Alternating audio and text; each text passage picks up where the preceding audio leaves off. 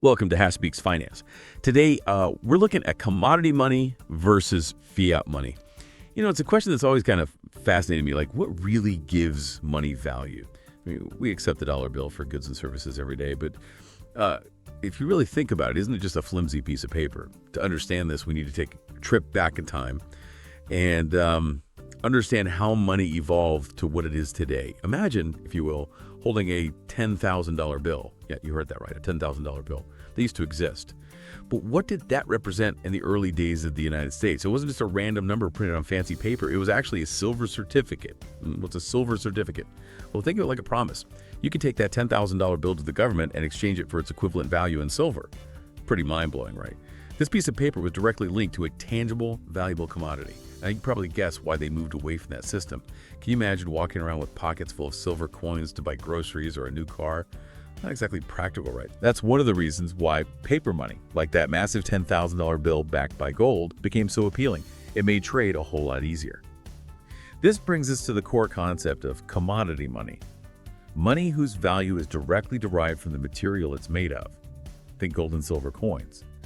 The metal itself has inherent value even beyond its use as currency. Now, some folks might argue, well, isn't the value of gold and silver just based on the fact that we use them for trade? What other real use do they have? It's a fair point, but let me throw a different commodity at you. Wheat, or oranges, or even livestock. These things have clear inherent value, even if they're never used as currency. They're essential for food, agriculture, and other fundamental aspects of life. That's the key difference with commodity money.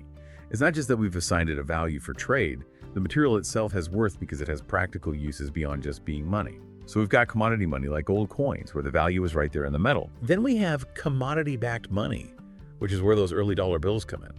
These were essentially certificates that represented a specific amount of a commodity like silver, held in reserve by the government. It's also known as representative money. Get this, even the ancient shekel way back in the day was a form of commodity-backed money. It represented a certain weight of barley, a staple grain. This shows us that the backing commodity doesn't have to be a precious metal.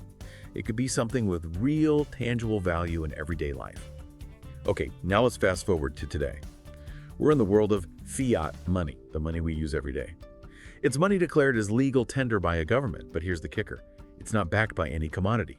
Take that dollar bill you have in your wallet. It's a prime example of fiat money.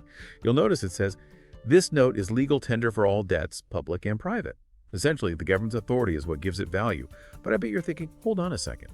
If it's not backed by something tangible like gold or silver, why on earth does it have value? What's stopping it from just becoming worthless paper? That's a question that's puzzled a lot of people, and it gets to the heart of how our modern financial system works. The answer lies in, the psychology of trust. Think about it. The true value of any form of money, whether it's commodity-based or fiat, comes down to collective trust and acceptance by a society. We all agree that this piece of paper, this digital entry in our bank account, has value because we trust that other people will accept it in exchange for goods and services. Let's go back to those silver certificates for a second. Most people who held them didn't actually bother to exchange them for silver. Why? Because the convenience of using paper money far outweighed the hassle of carrying around heavy silver. They trusted the system and it worked for them. This brings us to a crucial point.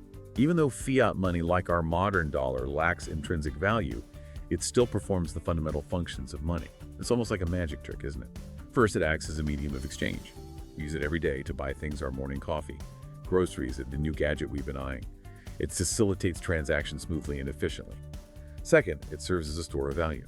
Ideally, we want the money we save today to hold its worth over time. Of course, inflation plays a role, but the idea is that fiat money allows us to store our wealth in a relatively stable form. And third, it provides a unit of account. It gives us a standard measure for assigning prices to things. Imagine trying to barter for everything. A loaf of bread for 2 hours of work, a car for 1,000 chickens. Fiat money simplifies all that by giving us a common denominator for valuing goods and services. But here's where things get a bit tricky. Fiat money's value is inherently tied to trust and stability. If that trust erodes, things can go south pretty quickly. One extreme example of this is hyperinflation. Hyperinflation happens when a government prints excessive amounts of money, leading to a rapid decrease in its value. People lose confidence in the currency, prices skyrocket, and the economy can spiral out of control. Think of it like a house of cards collapsing. Once that trust is gone, the whole system can crumble. It's a stark reminder that even though fiat money has become the dominant form of currency worldwide, it's not without its risks. It requires careful management by governments and central banks to maintain that delicate balance of trust. So we journeyed from commodity money, where the value is tangible and inherent in the material itself, to commodity-backed money, where paper represents a promise of a commodity, and finally to fiat money, which relies entirely on trust and government decree. It's a fascinating evolution, and it makes you wonder what the future holds for money, right? As we move further into a digital age, this reliance on trust takes on a whole new dimension. We're seeing the rise of digital currencies like Bitcoin and Ethereum that challenge our traditional understanding of money. They operate independently of governments and central banks, relying on decentralized networks and cryptography to secure transactions. It's a brave new world out there, and it begs the question, will digital currencies reshape our relationship with money?